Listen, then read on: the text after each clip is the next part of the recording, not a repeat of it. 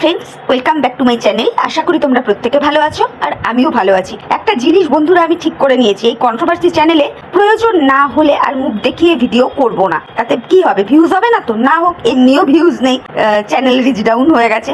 এই চ্যানেলটা নিয়ে আমি আর এখন মাথামারি করছি না, সত্যি একেবারে ঘেন্না ধরে গেছে। কিন্তু কি বলো তো, কিছু কিছু জিনিস দেখলে পরে না চুপ করেও থাকতে পারি না, কিরকম যেন একটা শরীরের মধ্যে হতে থাকে। তো চলো, ফালতু ভাট বকবো না, ছোট্টর ওপর ভিডিওটা করব, করে ভিডিওটা এন্ড করে দেবো। তো কালকে কিমা দিদির একটা ভিডিও দেখলাম, বহুত রাত্রি করে ছেড়েছে। তো ভিডিওতে প্রথম দিকে সে নানান রকম কিছু কথা বলছিল মিত্রবাবুদেরকে নিয়ে, তারপর টিনাদের নিয়ে, সেগুলো ডিফারেন্ট ব্যাপার গেল, নাইবা বললাম ওইগুলো, কেন কি ওই সব ব্যাপার তোমরা শুনে নিয়েছো। আমার কথা হচ্ছে একদম ওই কিমা দিদির শেষ অংশটা নিয়ে কিছু কথা।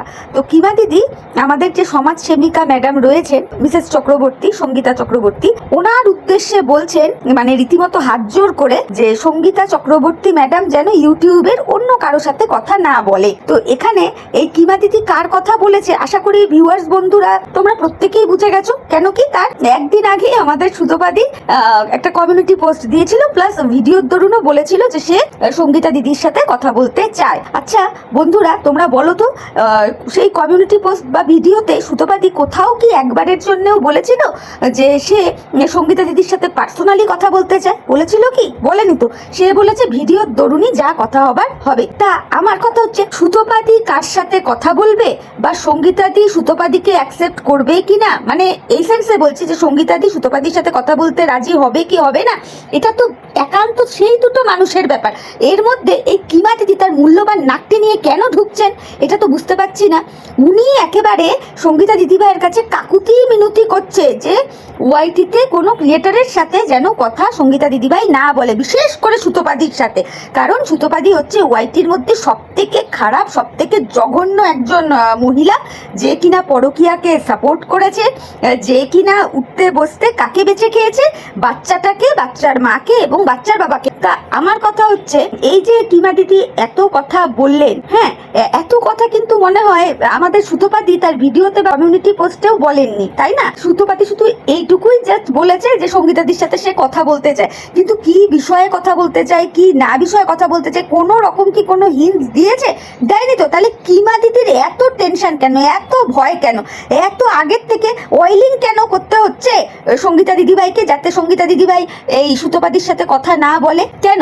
তারপরে দেখো বন্ধুরা, এই কিমা দিদি সুতোপাদিরকে মানে মিন করে সঙ্গীতা দিদিভাইকে জানাচ্ছে যে সুতোপাদি কতটা নোংরা, কতটা নোংরা, বড় বড় ব্লগারদেরকে ধরে আর এমন ভাবে ধরে একদম মানে ছিঁড়ে পুড়ে যাতা করে ফেলে, যার জন্য আজকে সুতোপাদির বাড়িতে একটার পর একটা নোটিশ ঢোকে, মানে কোর্ট কেসে জর্জরিত থাকে। তারপরে কোথায় চলে গেল? সব বড় বড় ব্লগারদের নাম নিচ্ছিল, MS ফ্যামিলি, মাই সিম্পল লাইফস্টাইল। যেই মাই সিম্পল লাইফস্টাইলের কথা বললো, সঙ্গে সঙ্গে মানে সঙ্গীতা দিদিভাইয়ের সামনে মানে নিজের ইমেজটাকে এমন একটা ইনোসেন্ট করে, মানে এই কিমা এমন ইনোসেন্ট করে দেখালো যে আহারে ওর কত দুঃখ ছিল এই মাই সিম্পল লাইফস্টাইলের প্রতি, কত দুঃখ ছিল সেটা আর কি সঙ্গীতা দিদিভাইকে জানালো। যে একটা ল্যাংড়া ছেলে, তাকেও বলতে ছাড়েনি।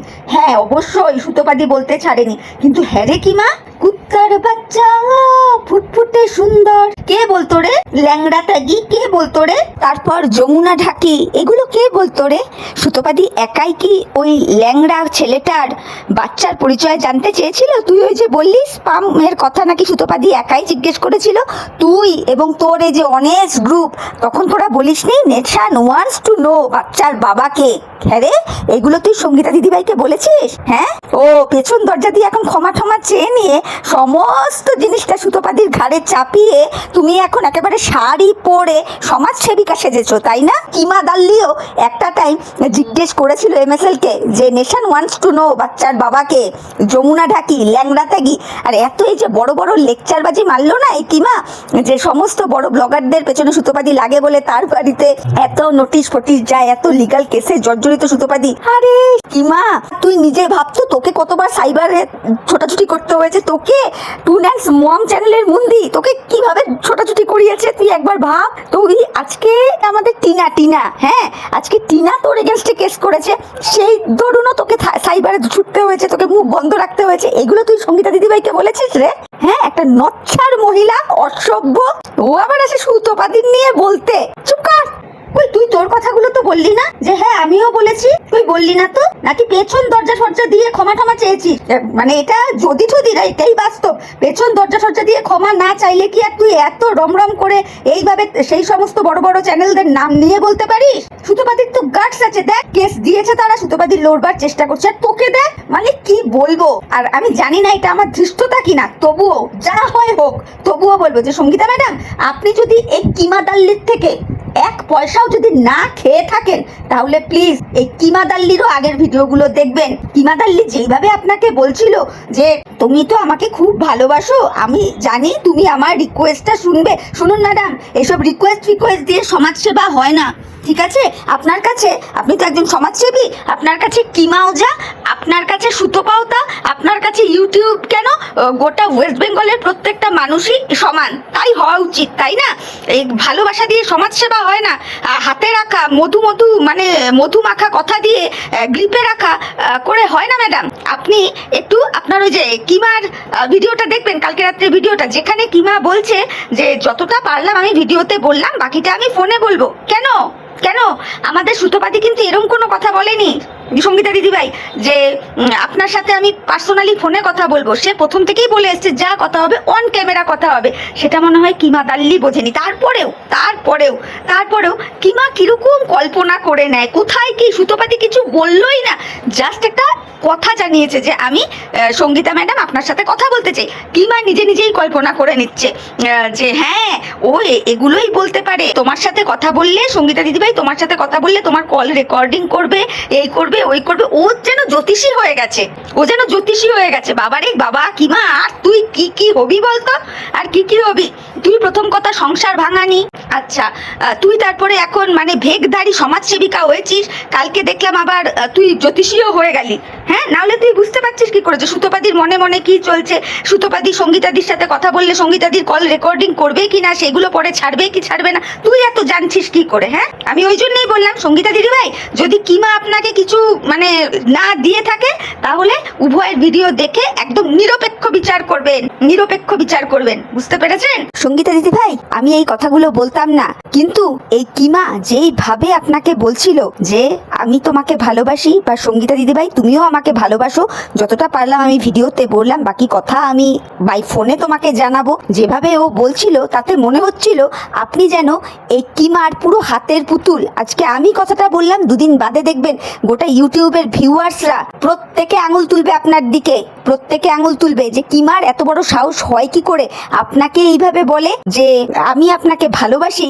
সঙ্গীতা দিদিভাই, আপনি আমার কথাটাই শুনবেন, মানে যেই কথাটা কিমা গতকালকে তার ভিডিওতে বলেছে, সেই জন্যই বললাম। তখন না এই ভিউয়ার্সরাই বলবে যে নিশ্চয়ই এই সঙ্গীতাকে কিমা কিছু দিয়েছে। সো নিজের ইমেজ না ম্যাডাম, নিজেকেই রাখতে হয়। অবশ্য আপনি আমার থেকে অনেক বেশি ভালো জানবেন, যেহেতু আপনি একজন সমাজসেবিকা, তাই না? তো ওই জন্যই বলবো, যা করবেন ম্যাডাম একটু চিন্তা ভাবনা করে করবেন। অন্ধের মতো এই কিমাকে বিশ্বাস করবেন না। একটা জিনিস জানবেন, শাড়ি পরে কপালে বড় লাল টিপ লাগিয়ে আপনার সাথে তাল মিলিয়ে, আপনার গলায় সুর মিলিয়ে, ঝান্ডা হাতে তুলে এগুলোই কেউ সমাজসেবক বা সমাজসেবিকা হয়ে যায় না ম্যাডাম। আপনি যেহেতু একজন বিচক্ষণ মানুষ, আপনি মানে দীর্ঘদিন ধরে সমাজ সেবার কাজের সাথে যুক্ত, আমিও দেখেছি জানি, সেই জন্যই বলছি একদম অন্ধের মতো এই কিমাকে বিশ্বাস করবেন না। আর প্রত্যেকের রাইটস আছে আপনার সাথে কথা বলা, সেটা সুতোপাদিই হোক কি আদার্স কোনো মানুষ হোক। ধরুন না আমি যদি আপনার সাথে কথা বলতে চাই, বলতে পারি নাকি? পারি তো। আমি তো আমার একটা কোনো প্রবলেম নিয়ে আপনার কাছে যেতেই পারি নাকি? সেই জায়গায় কিমা দাল্লি অসভ্য জানোয়ারটা কি বলে দিতে পারে আপনাকে কি চালনা করতে পারে যে আপনি কার সাথে কথা বলবেন কি কার সাথে কথা বলবেন না?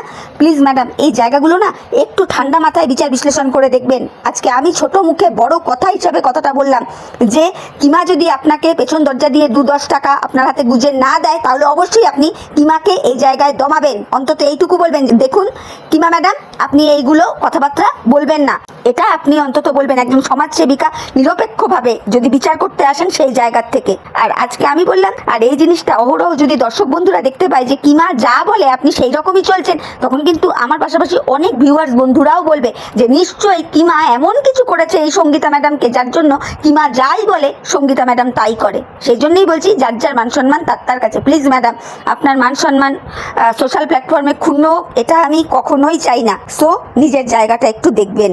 এটুকু বলতে বাধ্য হচ্ছি। তারপরে দেখুন মানে কতটা ইলিটারেট একটা মহিলা এই কিমা বলছে যে আমাদের সুতোপাদি পরকীয়াকে সাপোর্ট করে, ওই ম্যান্ডি ফ্যান্ডির ব্যাপার নিয়ে আর কি বললো যে এরকম একটা মেয়ে তার থেকে বয়সে 10 বছরের ছোট একটা ছেলের সাথে প্রেম করেছে, কোন একটা ফ্ল্যাটে গিয়ে উঠেছে, সেখানে সুতোপাদি তাদেরকে প্রেম করতে মদত দিয়েছে। মানলাম, গোটা হোয়াইটই জানে তো, প্রত্যেকে মানে রে কিমা, প্রত্যেকে মানে। আর সুতোপাদিও বলেছে যে হ্যাঁ সুতোপাদি তো ভুল করেছে ওই ভবঘুরেটাকে কান্ধা দিতে গিয়ে, বলে একদমই বলে। কিন্তু তুই কত বড় শেয়ানা চিন্তা কর। আজকে তুমি মানে কি বলবো, চুহা খাকে বিল্লি চালি হাজ কানে, ওই দশাটা তো হয়েছে তোর রে। যখন আমাদের এই যে ঝিমি যখন বাপের বাড়িতে ছিল, তুই যে দিবারাত্র ঈশানীকে প্রীতমের ঘাড়ে ঝোলানোর জন্য উঠে পড়ে লেগেছিলিস, সেগুলো ভুলে গেলে হবে?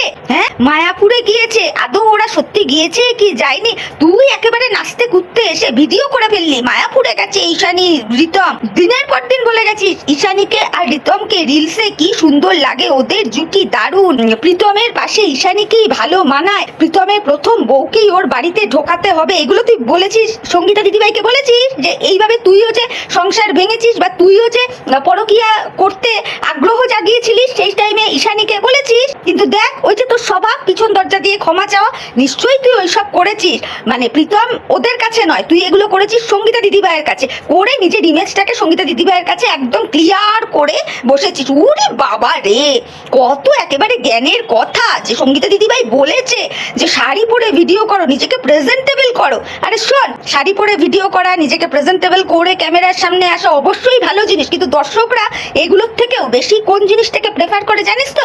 প্রেফার করে সেটাকেই, মুখের বলা কথাগুলো সে কি বলছে। আমার তো সেটাই মনে হয়, আমি মুখ দেখালাম কি দেখালাম না, আমি কিভাবে নাইটির ওপর ওড়না জড়িয়ে বসলাম না কি করলাম, সেটা এত ফ্যাক্টর না। হ্যাঁ, এইটুকু বলবো, অশ্লীল জামা কাপড় পোশাকে না আসাটাই ভালো। হ্যাঁ বাবা, একেবারে সাধু সেজে নিয়েছে রে, কি বলবো।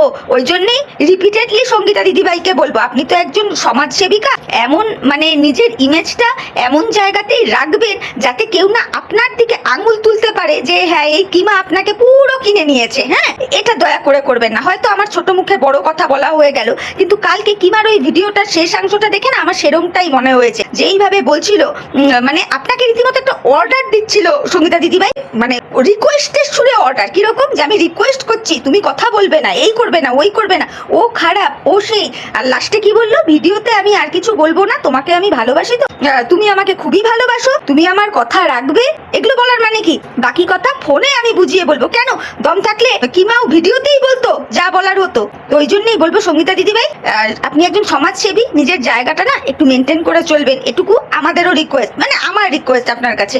তো চলো বন্ধুরা, আর কথা বাড়াচ্ছি না। কিমার ওই ভিডিওটা দেখে, মানে লাস্টের ওই ভিডিওটা দেখে মনে হলো এইটুকু কথা বলা যায়, সেই জন্যই বললাম। তো আমার এই ভিডিওটা শুনে তোমাদের যদি মনে হয় যে হ্যাঁ আমার কথায় যুক্তি আছে, তাহলে তোমরা তোমাদের মূল্যবান মতামত আমার কমেন্ট বক্সে জানাবে, এবং আমার ভিডিওটা শুনে ভালো লাগলে অবশ্যই লাইক, কমেন্ট, শেয়ার আর সাবস্ক্রাইব করে আমার চ্যানেলের পাশে থাকবে, এইটুকু আমি রিকোয়েস্ট করছি তোমাদের কাছে, অন্য আর কিছুই নয়। তাহলে চলো, প্রত্যেকে ভালো থেকো, সুস্থ থেকো, টাটা, বাই। পরে আবার নতুন ভিডিওর সাথে দেখা হয়ে যাবে।